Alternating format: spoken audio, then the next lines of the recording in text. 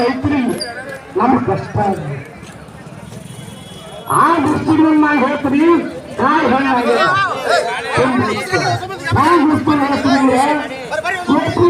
ಸಾವಿರ ಮಂದಿಗೆ ರೊಕ್ಕ ಕೊಡ್ತಾರೆ ತುಂಬಲು 900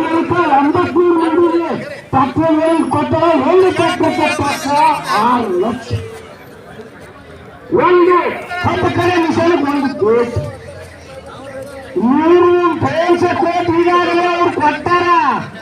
ಹತ್ತಿ ಕಡ್ಲಿಕ್ಕೆ ಫ್ಯಾಕ್ಟರಿಯವರಿಗೆ ಕಡಿತಾರಿಲ್ಲ 2-3 ದಿನದಾಗ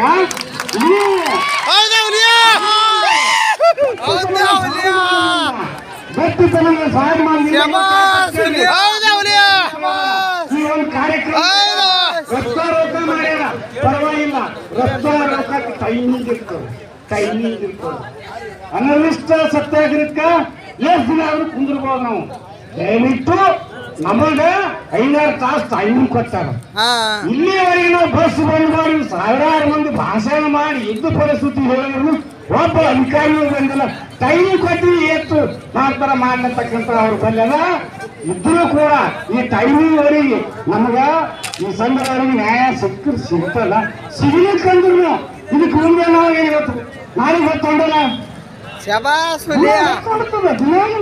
ನಾವು ಸತ್ರು ಮಾಡ್ತೇವೆ ಸಣ್ಣ ಹೊತ್ತು ಮಾಡ್ತೇವೆ ಕಾಲಜ್ಞಾನಿ ಕಾಲ ಪರಮಾತ್ಮನ ನಿಸರ್ಗ ನಿಯಮ ಹಾಗಾಗಿ ನೀವೇನು ಭಯ ಪಡಬೇಕಾಗಿಲ್ಲ